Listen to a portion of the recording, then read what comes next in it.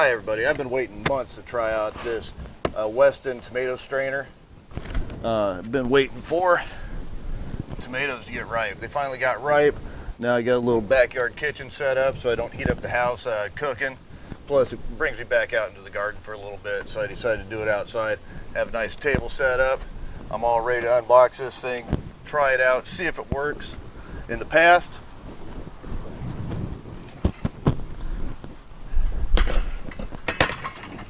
I've used two different types of presses. I got this food mill. Food mill goes around, puts the tomato in, presses out the bottom. Sort of a pain in the butt because you have to go and peel your tomatoes first before you put them in here. So I don't like heating up, peeling tomatoes. I'd rather just put them in the machine, let the machine do the work. I bought this little thing here. You put it on your countertop, you crank it down. It's supposed to stick. Unfortunately, some of the rougher surfaces it doesn't stick very good. And you crank it, and it puts the pulp out this way, juices it down here from this one strainer screen here. I like this thing, but on and on and on, you can hear it clicking. That's from the inside. But this thing's really hard on the arm. Plus, if you do have a linoleum countertop, it tries to peel it up a little bit or it'll pop off. So I wanted to get something a little bit better, so I got an electric tomato press here, or actually a tomato strainer. So I'm going to open this thing up. Let's see what we got inside.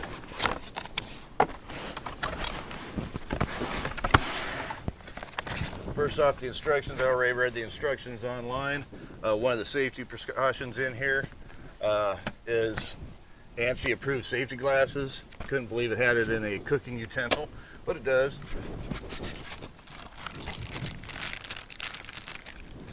Got a couple of the strainers here.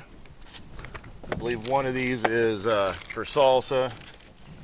One of them's like for pumpkins. Smallest one here is for your tomatoes. If you look inside, you might be able to see the little grinder piece in here.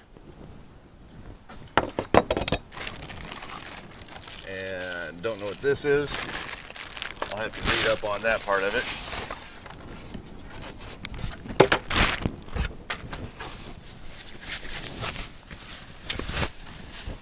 Nice big bowl.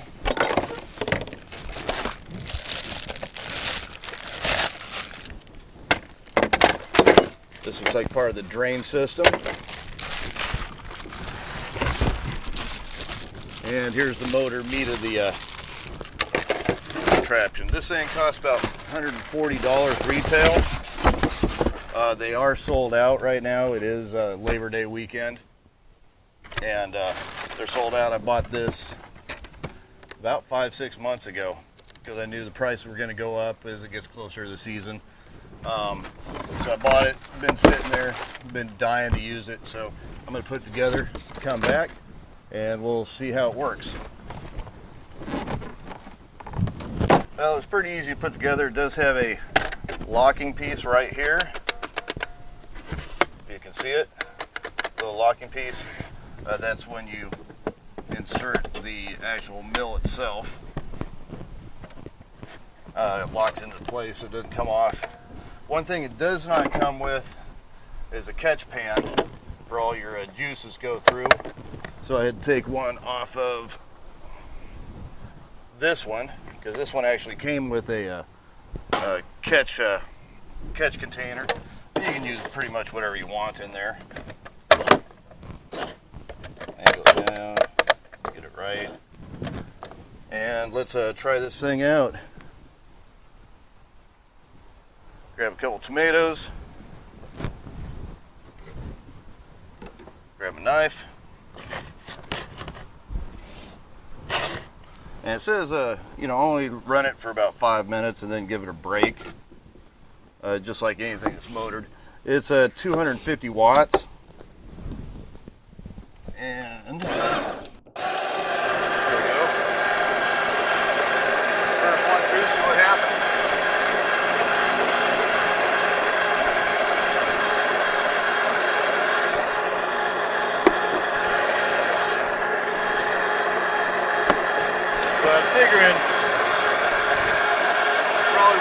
hopper first, fill up the hopper.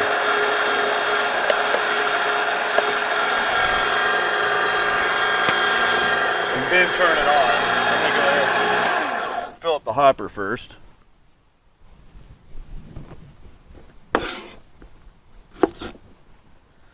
That way I'm not running it while I'm cutting.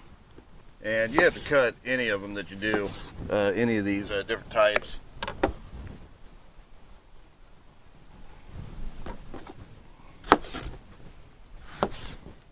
So I'll bring you back in a second as soon as I fill up the hopper. All right, that's wild. One of the things, this Weston boasts is a large 4-quart capacity hopper. As you can see, got the hopper filled. Had everything in my strainer into the hopper. I'm ready to make some tomato sauce.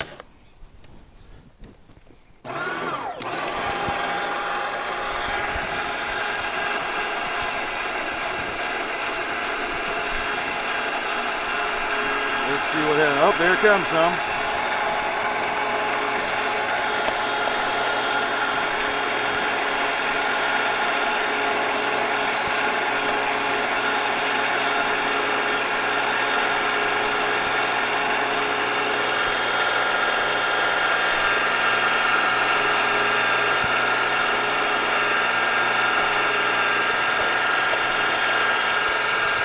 That's looking a lot cleaner than what comes out of the other presses there.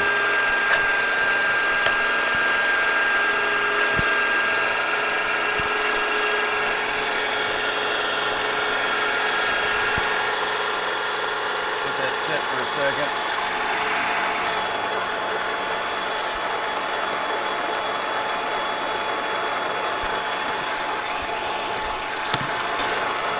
Oh, that's some thick sauce.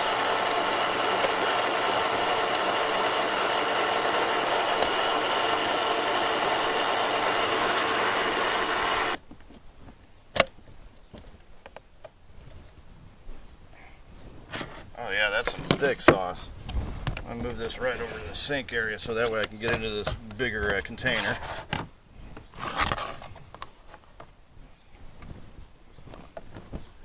So, bring this around. That's thick, excuse me. That's some thick sauce right here. Right here. That's the mash that's left over. Very dry. This thing's working really good. Go ahead and put this into my container there.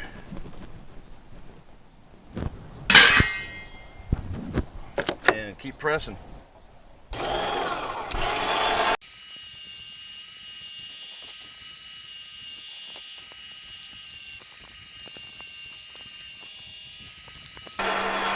So when using this system right here, a lot of times I'd have to take this mash and put it right back through because this would be very watery. It doesn't look like I'm going to have to with this Weston.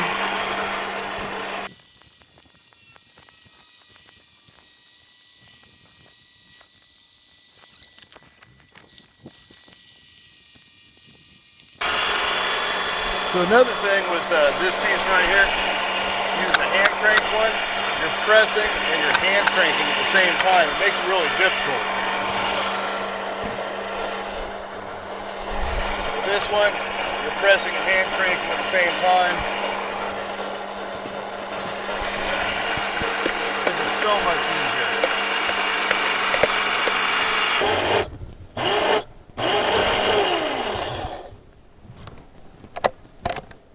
So it does have a reverse button on it,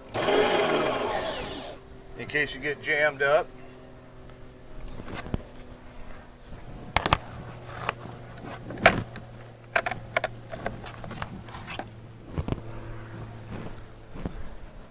Look at this sauce.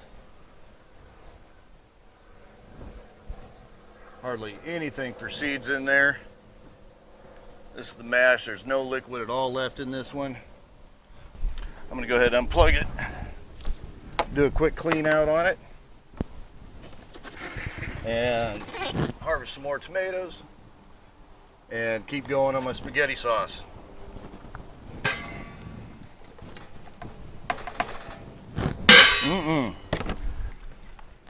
Well, I figured I'd show you the clean out on this thing,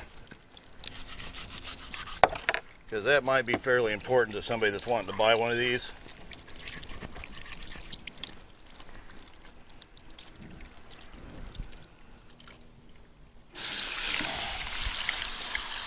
And they came apart real easy.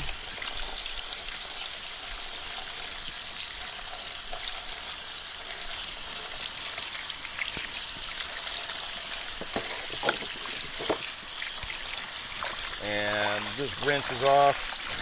That piece that I didn't know what it was an extra gear. So you got an extra gear for it that goes inside, just in case you strip this one out. Oh no, clogging up my drain on my little thing. Turn it down a little bit.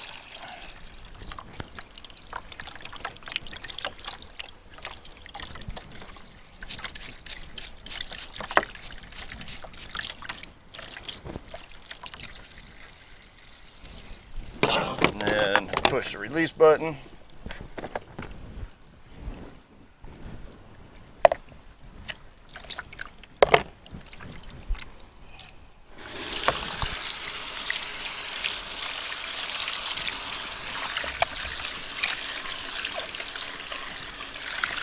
And this thing cleans up real simple. It's a rinse.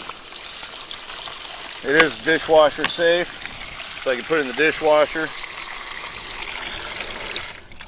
But for the most part, it's very simple to clean out.